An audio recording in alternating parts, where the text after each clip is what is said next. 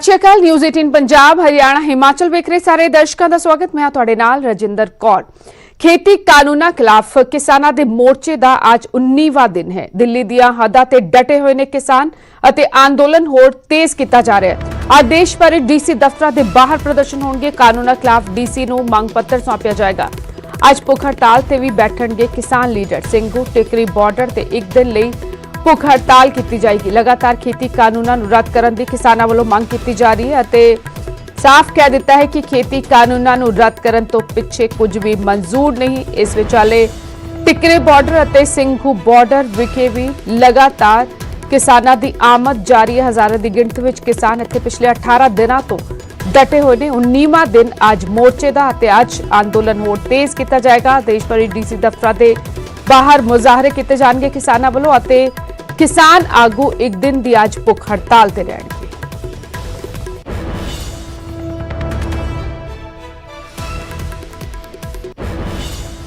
और खेती आंदोलन नूं लैके लगातार सरकार विच भी हलचल जारी। अमित शाह ने पंजाब बीजेपी दे लीडरां नाल मुलाकात की। बैठक विच खेतीबाड़ी मंत्री नरेंद्र तोमर भी मौजूद रहे। अमित शाह दे घर ही यह मीटिंग हुई। किसान आंदोलन नूं लैके मंथन किया गया। कानून वापस लैण ते अड़े हुए ने किसान संगठन और इस विचाले मीटिंगां दा दौर भी दिल्ली विच लगातार जारी है। और पंजाब बीजेपी दे आगुआं दे नाल अमित शाह केंद्रीय गृह मंत्री ने मुलाकात की अते तमाम मुद्दों ते चर्चा हुई। किसानी आंदोलन लैके जिहड़ा रेड़का बनिया होया सरकार अते किसानां विचले किस तरह खत्म किया जा सकता है, इसनूं लैके चर्चा हुई। बैठक विच खेतीबाड़ी मंत्री नरेंद्र तोमर भी मौजूद रहे। जिन्ने भी मंगां उन्होंने रखियां और सारियां दा हल खेतीबाड़ी मंत्री साहब ने किया और उन्होंने स्पष्ट तौर पर जिहड़ियां मंगां सी, एक तो मंडी का बारे उन्होंने कहा सी कोई भी व्यापारी जिहड़ा बाहरों आके खरीद करेगा उन्होंने इत्थे रजिस्ट्रेशन करनी लाजमी होएगी और जो भी टैक्स अंदर मंडी च लगते हैं बाहर भी उन्ने लगणगे। इहदे नाल भी कहा सी कि MSP बारे सरकार लिखती तौर पर भरोसा देगी और MSP जारी रहेगी। इहदे नाल ही यह भी कहा सी जिहड़ा किसी दा कंट्रैक्ट होएगा किसी उहदे जमीन ते कोई किसी की कुर्की नहीं होएगी और जिहड़ी जमीन है वो फसल का कंट्रैक्ट होएगा ना कि जमीन बारे विच। ये तो बिना जो पोल्यूशन का बिल और बिजली के बिल बारे स्पष्ट तौर पर उन्होंने स्पष्ट दिता सी कि किसी किसान नेता को किसी किसानों को कोई तकलीफ नहीं होने दी जाएगी। ये तो बिना होर कोई मांग उन्हें रखी भी नहीं सी। सारियां दे सारियां बारे सरकार ने लिखती तौर पर उन्होंने भेजा सी।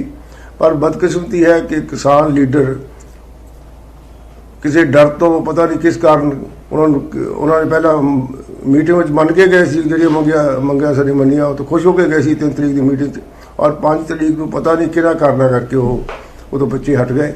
और सरकार हले भी खुले मन नाल उन्हां दियां मंगां ते विचार करने लई तैयार है। पंजाब के अंदर जब ये आंदोलन शुरू हो रहा था तो जितने भी किसान यूनियन है उनसे जब भी बात होती थी तो जिन जिन बिंदुओं के ऊपर उनको शंका थी, जहाँ जिन उनको लगता था कि ये बिंदु उनके अगेंस्ट हैं, अपने प्रस्ताव में केंद्र की सरकार ने पूरी तरह से उन सब बिंदुओं पर, चाहे वो MSP का मामला हो, चाहे मंडियों के एक्ट का मामला हो, चाहे SDM कोर्ट की जगह अदालत में जाने वाला मामला हो, सब बिंदुओं को एड्रेस किया है और आज भी खुले मन से बात करने के लिए तैयार है।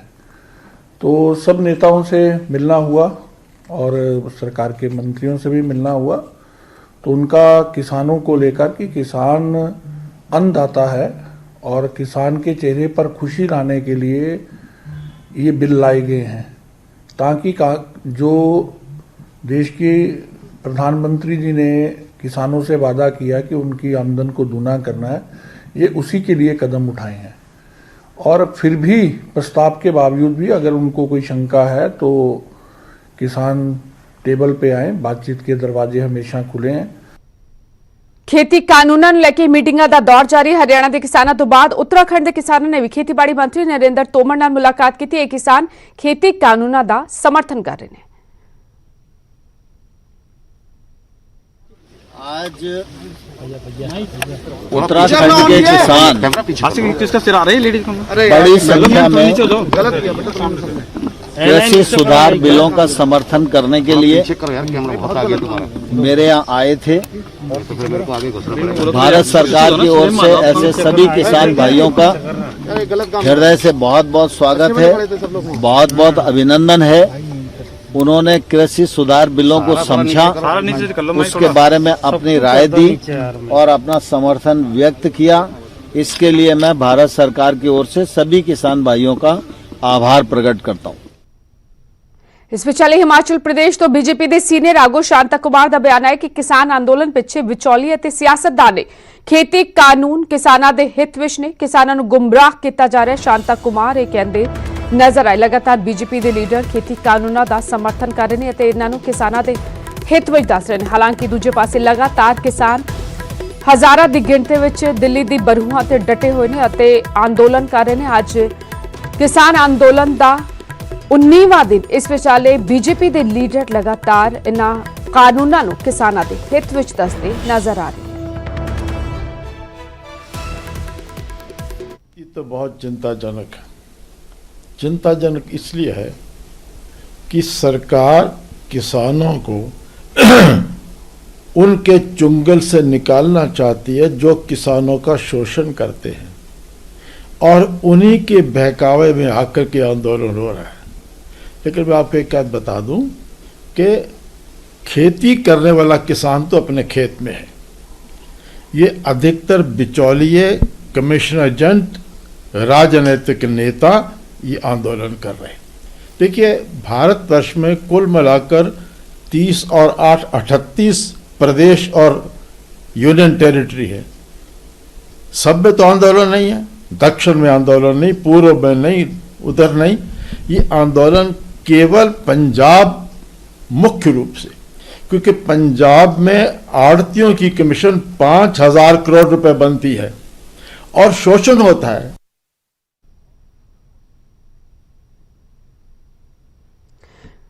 बेशक बीजेपी ਦੇ ਲੀਡਰ ਇਹਨਾਂ ਕਾਨੂੰਨਾਂ ਨੂੰ ਕਿਸਾਨਾਂ ਦੇ ਹਿੱਤ ਵਿੱਚ ਦੱਸ ਰਹੇ ਨੇ, ਪਰ ਲਗਾਤਾਰ ਕਿਸਾਨ ਇਹਨਾਂ ਦੇ ਖਿਲਾਫ ਪ੍ਰਦਰਸ਼ਨ ਕਰ ਰਹੇ ਨੇ। ਹੋਰ ਅੱਜ किसान लीडर भुख हड़ताल से बैठेंगे। तो उधर दिल्ली के मुख्यमंत्री अरविंद केजरीवाल ने ऐलान किया है कि किसानों के समर्थन आज वर्त रखेंगे।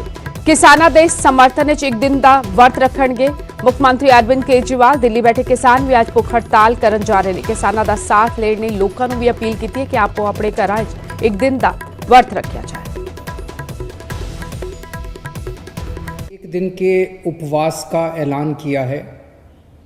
उन्होंने अपील की है पूरे देश की जनता से कि उनके किसानों के समर्थन में सब लोग एक दिन का उपवास रखें। मैं भी उनके साथ कल एक दिन का उपवास रखूंगा। मैं सभी आम आदमी पार्टी के कार्यकर्ताओं से, समर्थकों से अपील करता हूं कि वो भी किसानों की इस मांगों के समर्थन में एक दिन का उपवास रखें।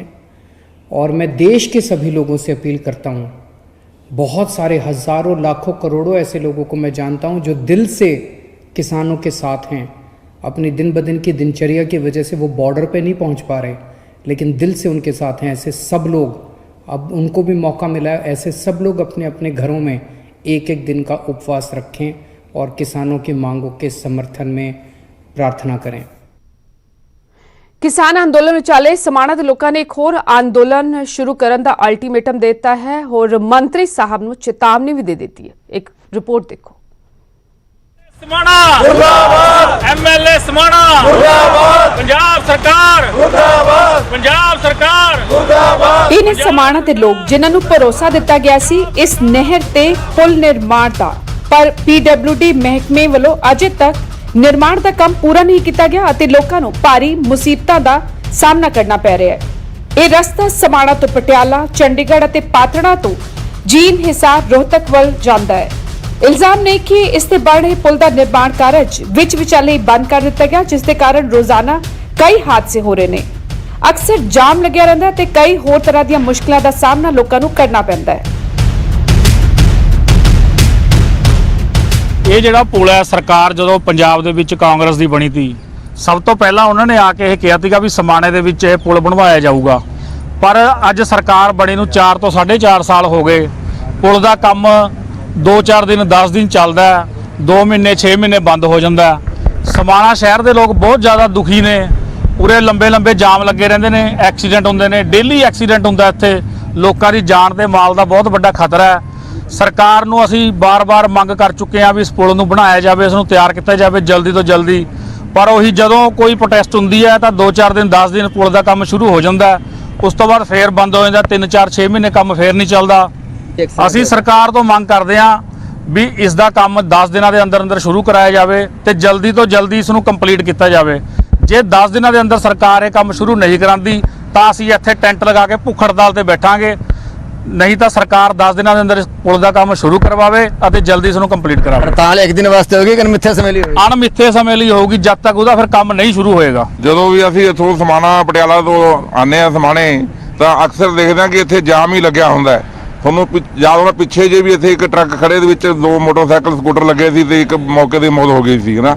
ਇਸ ਕਰਕੇ ਸਰਕਾਰ ਤੋਂ ਪੁਰਜ਼ੋਰ ਮੰਗ ਕਰਦੇ ਆ ਸਮਾਣਾ ਨਿਵਾਸੀ ਸਾਰੇ ਕਿ ਇਸ ਪੁਲ ਦਾ ਕੰਮ ਜਲਦੀ ਤੋਂ ਜਲਦੀ ਸ਼ੁਰੂ ਕਰਾਇਆ ਜਾਵੇ ਤਾਂ ਜੋ ਲੋਕਾਂ ਨੂੰ ਕੋਈ ਪਰੇਸ਼ਾਨੀ ਨਾ ਆਵੇ। ਪੰਜਾਬ ਸਰਕਾਰ ਮੁਰਦਾਬਾਦ, ਪੰਜਾਬ ਸਰਕਾਰ। ਦਰਅਸਲ ਜਿਵੇਂ ਜਿਵੇਂ ਠੰਡ ਵੱਧ ਰਹੀ ਹੈ, ਧੁੰਦ ਵੀ ਵੱਧਦੀ ਜਾ ਰਹੀ ਹੈ।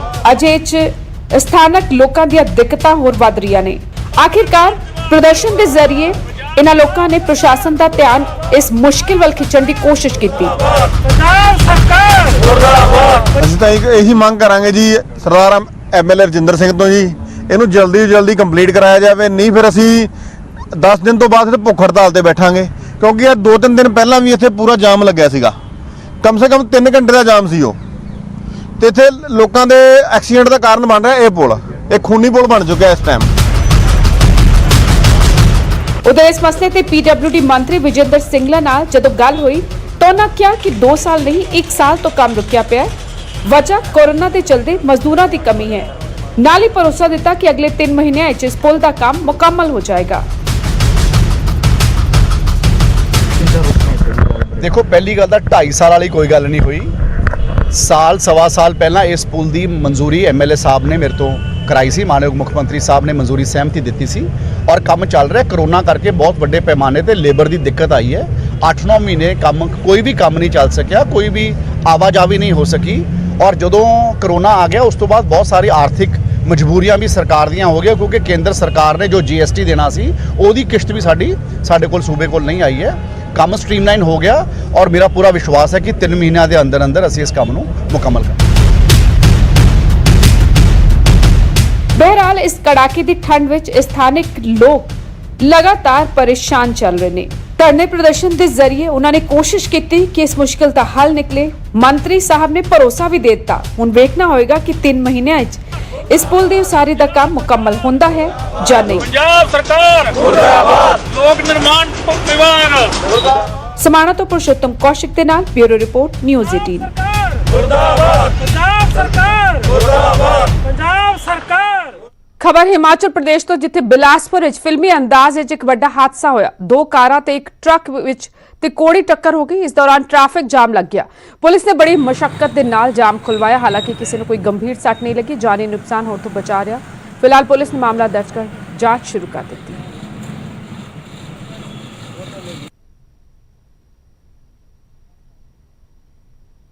ਪ੍ਰਾਪਰਟੀ ਦਾ ਵਿਵਾਦ ਜਾਨ ਲੈ ਕੇ ਖਤਮ ਹੋਇਆ। ਮਾਮਲਾ ਜਲੰਧਰ ਦਾ ਹੈ, ਜਿੱਥੇ 2 ਭਰਾਵਾਂ ਵਿਚਾਲੇ ਪ੍ਰਾਪਰਟੀ ਦਾ ਵਿਵਾਦ ਇੰਨਾ ਵੱਧ ਗਿਆ ਕਿ ਵੱਡੇ ਭਰਾ ਦੀ ਜਾਨ ਚਲੀ ਗਈ। ਪਲਾਈਵੁੱਡ ਫੈਕਟਰੀ ਚਲਾਉਣ ਵਾਲੇ 2 ਭਰਾਵਾਂ ਵਿਚਾਲੇ ਗੋਲੀ ਚੱਲ ਗਈ, ਜੋ ਵੱਡੇ ਭਰਾ ਨੂੰ ਜਾ ਕੇ ਲੱਗੀ। ਜ਼ਖਮੀ ਭਰਾ ਨੂੰ ਹਸਪਤਾਲ ਦਾਖਲ ਕਰਵਾਇਆ ਗਿਆ, ਜਿੱਥੇ ਉਸਨੇ ਦਮ ਤੋੜ ਦਿੱਤਾ। ਦੋਹਾਂ ਭਰਾਵਾਂ ਵਿਚਾਲੇ ਹੋਈ ਲੜਾਈ 'ਚ ਮ੍ਰਿਤਕ ਦੀ ਪਤਨੀ ਵੀ ਜ਼ਖਮੀ ਹੋ ਗਈ।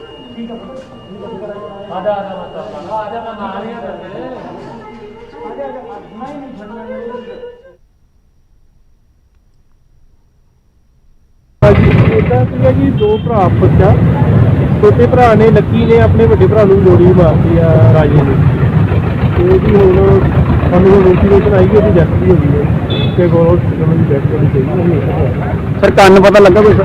ਕਾਰਨ ਪ੍ਰੋਪਰਟੀ ਡਿਸਪਿਊਟ ਸੀ ਇਹਨਾਂ ਦੋਵਾਂ ਭਰਾਵਾਂ ਦਾ। उधर अमृतसर के जंडियाला गुरु च उस समय सनसनी फैल गई जब एक शख्स ने नशे धुत होकर खुद को गोली मार ली। मृतक की पछाण साजन वजों हुई है, जो गैंगस्टर राहुल उर्फ दाना का भरा है। मृतक रिक्शा चलाने का काम करता सी। परिवार के अनुसार मृतक की लड़ाई हुई सी, जिस तो बाद उसने मौत को गले ला लिया। दस दी कि मृतक का भरा गैंगस्टर राहुल अमृतसर की जेल में बंद है।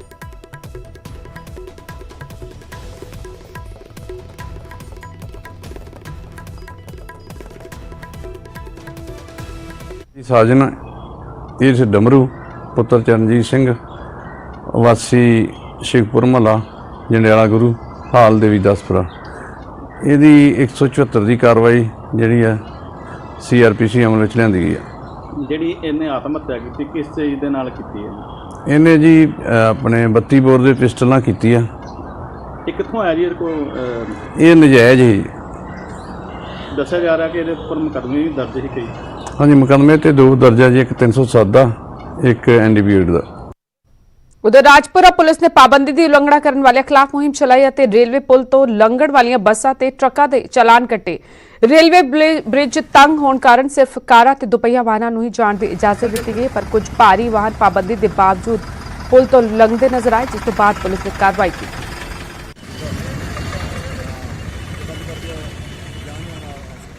मानयोग SSP साहब पटियाला जी के दिशा निर्देशों अनुसार राजपुरा ओवर ब्रिज के उपर भारी वाहन चढ़न करके जाम लगता है तो इन्हों रोक के जागरूक किया गया तो जिन्होंने सारे की लंघना की गई है इन्हों के चलान किए गए जी।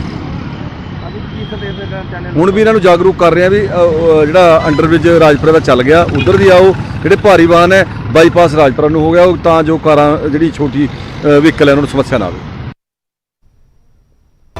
गल मौसम के मिजाज की। हिमाचल दियां वादियां बर्फ के आगोश विच ने। मनाली, नारकंडा, कुल्लू और होर इलाकों में बर्फबारी हुई, पर हर पासे बर्फ की चिट्टी चादर विछी नजर आई। मौसम भी ठंडा हो गया और सैलानी इस मौसम का लुत्फ उठाते नजर आए। इस बुलेटिन फिलहाल नहीं, छोटे से ब्रेक तो बाद भी खबरों का सिलसिला लगातार जारी है।